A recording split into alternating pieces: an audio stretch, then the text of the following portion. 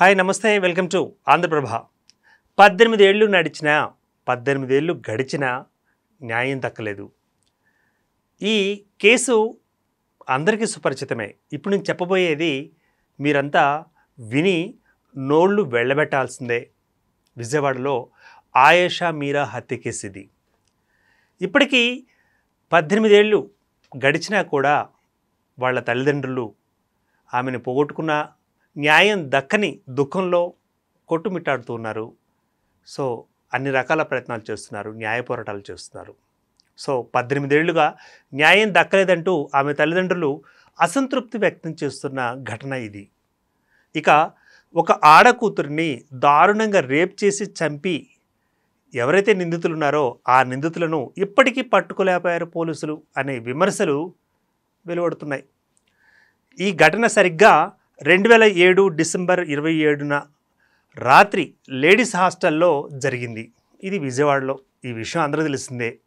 ఇక కేసులో నిందితుడిగా ఉన్న సత్యంబాబును దోషిగా తెలుస్తూ, అంటే దోషి అంటే అప్పటికి ఇంకా ట్రయల్స్లోనే ఉన్న పరిస్థితి, అతని నిందితుడిగా పేర్కొంటూ 2008లోనే అరెస్ట్ చేశాడు.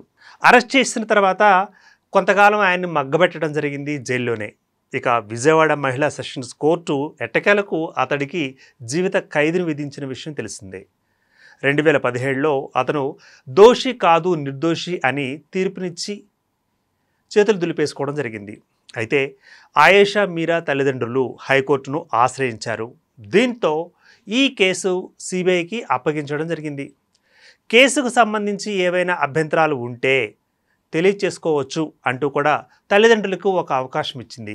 ఈ నెల 19న మీరు విజయవాడలోని సిబిఐ కోర్టుకు హాజరు కావచ్చు అంటూ కూడా తల్లిదండ్రులు శంషా బేగం, సయ్యద్ ఇక్బాల్ భాషలకు కోర్టు నోటీసులను జారీ చేసింది.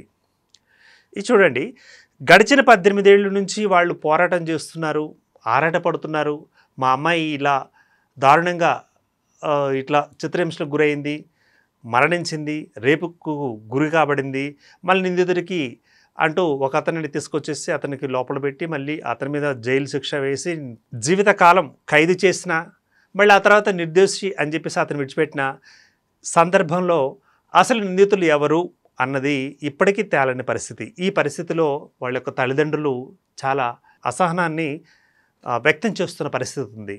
ఈ కేసులో సిబిఐ నివేదిక వివరాలు తమకు ఇవ్వలేదు ఇంతవరకు అంటూ కూడా కోర్టు విచారణకు హాజరు కాలేమంటూ చెబుతున్న మాట వాళ్ళు.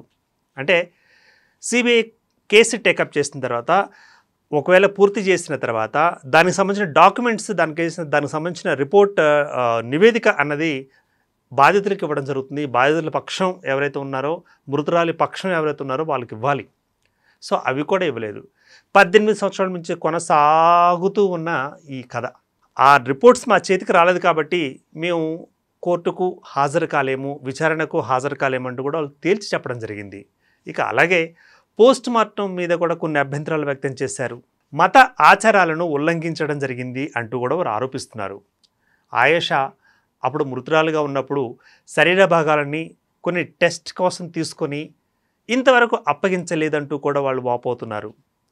ఒక్కొక్కరికి ఒక్కొక్క మతం ఉండొచ్చు, ఒక్కొక్క కులం ఉండొచ్చు, వాళ్ళ ఆచారాలని కనీస పరిగణలో తీసుకోలేదంటూ కూడా వాళ్ళు బాధపడుతూ చెబుతున్న మాట. ఇక పోలీసుల విచారణ సిబిఐ విచారణ మాదిరిగానే ఉంటుందంటూ వాళ్ళు అభిప్రాయపడుతున్నారు. అంటే పోలీసులు ఏమో మొన్నటిదాకా ఈ విధంగా చేశారు, నెక్స్ట్ సిబిఐ వచ్చింది, ఆ తర్వాత నిందితుడిగా భావించబడుతున్న ఎవరైతే ఆ వ్యక్తి ఉన్నాడో అతను నిర్దోషి అని చెప్పేసి బయటికి పంపించడం జరిగింది. దీని మీద మీ యొక్క అభ్యంతరాలు ఏమైనా ఉంటే తెలియచేయండి అంటూ కూడా నోటీస్ వచ్చింది కదా. ఆ నోటీస్ మీద వీళ్ళు రిప్లై ఇచ్చిన పరిస్థితి ఇది. ఇంకా పోలీసులే కనిపెట్టలేకపోయారు, సిబిఐఏ కనిపెట్టలేకపోయారు, ఇంకెవరు కనిపెడతారు మాకు? ఆ నిందితుల్ని ఎవరు దొరకబెట్టుకొని శిక్షిస్తారు? మాలాంటి కూతుర్లు ఎవరికి, మా కూతురికి పట్టిన ఈ దుస్థితి ఎవరికి రాకూడదు అంటూ కూడా ఫైనల్గా వాళ్ళు ఆంధ్రప్రదేశ్కు సంబంధించి ఈ కేసు కాబట్టి సీఎం చంద్రబాబు జోక్యం చేసుకోవాలి అంటూ కూడా కోరుతున్నారు. ఒకవేళ సీఎం గారు ఇందులో జోక్యం చేసుకుంటే నిందితుడు దొరుకుతాడా? సిబిఐ తేల్చలేనిది, పోలీసులు తేల్చలేనిది మరి చంద్రబాబు గారికి కుదురుతుందా, చంద్రబాబు గారికి ఇక్కడ సాధ్యపడుతుందా అన్నది కూడా ఇక్కడ పలు ప్రశ్నలకు తావిస్తున్న ప్రశ్న. మొత్తానికి ఒక న్యాయం జరగాలి అంటే, ఒక న్యాయం తీర్పు రూపంలో బయటికి రావాలి అంటే 18 సంవత్సరాలు పట్టిన పరిస్థితి ఉంది.